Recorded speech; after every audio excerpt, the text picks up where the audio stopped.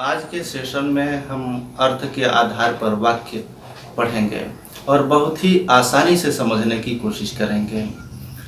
अर्थ के आधार पर वाक्य की जब बात होती है तो यहाँ से परीक्षाओं में दो ही तरह के प्रश्न किए जाते हैं।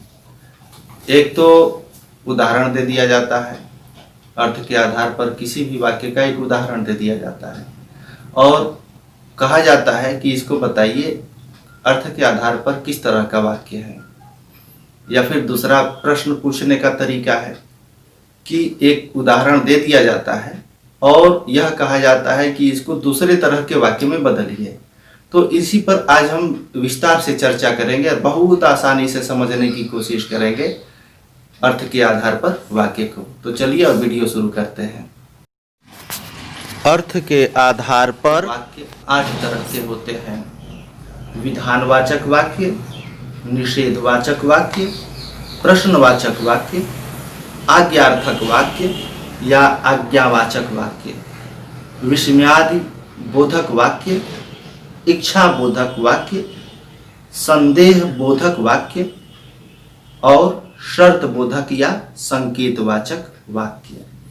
अब आइए एक एक वाक्य के बारे में विस्तार से जानते हैं।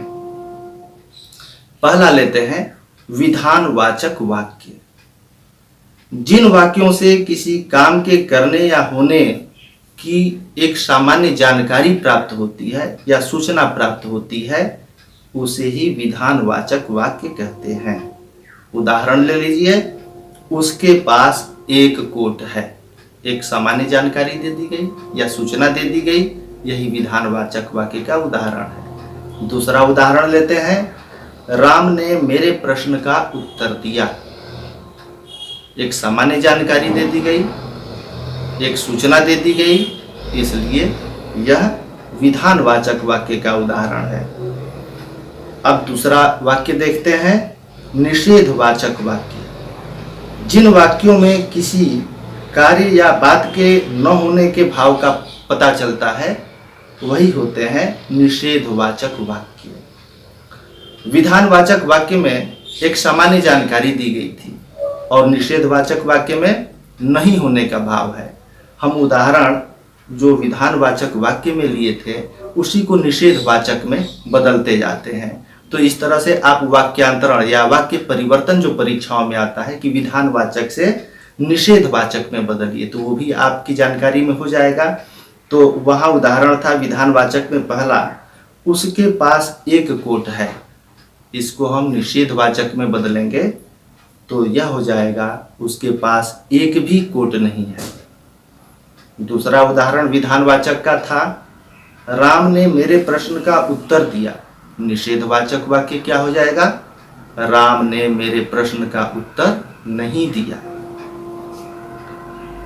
तीसरा वाक्य देखते हैं, प्रश्नवाचक वाक्य। जिन वाक्यों में प्रश्न पूछा जाए, प्रश्न पूछे जाने वाले वाक्य प्रश्नवाचक वाक्य कहलाते हैं। जैसे उसी उदाहरण को हम यहाँ पर प्रश्न में बदलते हैं, क्या उसके पास एक कोट है? दूसरा उदाहरण, किसने मेरे प्रश्न का उत्तर दिया? या क्या राम ने मेरे प्रश्न का उत्तर दिया? क्या, किसे, कैसे, कहाँ जैसे प्रश्न वाले शब्द आने चाहिए। तो ये हो जाते हैं प्रश्नवाचक वाक्य। तीसरा तो हो गया। अब चौथा, आज्ञार्थक वाक्य।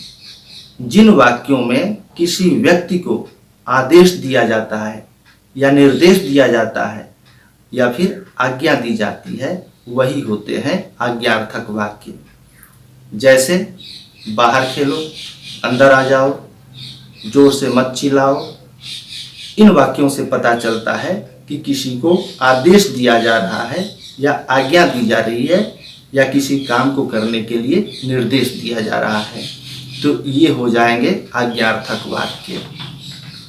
पांचवा वाक्य, विस्मयादि बोधक वाक्य। जिन वाक्यों में हर्ष, शोक, आश्चर्य, घृणा, दुख का भाव प्रकट होता है वे विस्मयादि बोधक वाक्य कहलाते हैं। जैसे हाय मेरे पैर में कांटा चुभ गया, अरे यह बंदर यहाँ भी आ गया। इसमें विस्मयादि बोधक चिन्ह का प्रयोग जरूर करना चाहिए। जैसा कि आप देख रहे हैं, हाय के बाद पहले वाक्य में और दूसरे वाक्य में अरे के बाद विस्मयादि बोधक वाक्य का प्रयोग किया गया है। अब छठवें तरह का वाक्य इच्छा बोधक वाक्य। जिन वाक्यों में इच्छा, शुभ कामना, अभिशाप का भाव होता है वही इच्छा बोधक वाक्य कहलाते हैं। अर्थात ऐसे वाक्यों से अपने मन की इच्छा प्रकट की जाती है या शुभ कामना प्रकट की जाती है या बद्दुआ दी जाती है। जैसे ईश्वर आपको सफलता दिलाए, ठीक है, शुभकामना है। एक इच्छा देख लीजिए, मन की इच्छा व्यक्त हो रही है, काश हम एक राजा होते, या फिर आपकी यात्रा मंगलमय हो, तुम अपनी मंजिल प्राप्त करो, भगवान ऐसा करे। ये सभी वाक्य इच्छा बोधक वाक्य हैं। अब सातवें तरह का वाक्य संदेह बोधक वाक्य। जिन वाक्यों में संदेह का भाव प्रकट हो वही कहलाते हैं संदेह बोधक वाक्य। जैसे शायद कल बारिश हो जाए। कल बारिश हो जाए निश्चित नहीं है, संदेह बना हुआ है, इसलिए हो जाएगा संदेह बोधक वाक्य। हो सकता है कोई ना आए, दूसरा वाक्य। हो सकता है कोई ना आए, कोई ना आए सूचना नहीं दी जा रही है, हो सकता है, एक संदेह बना हुआ है, हो सकता है कोई न भी आए। तो ये होते हैं उदाहरण संदेह बोधक वाक्य के।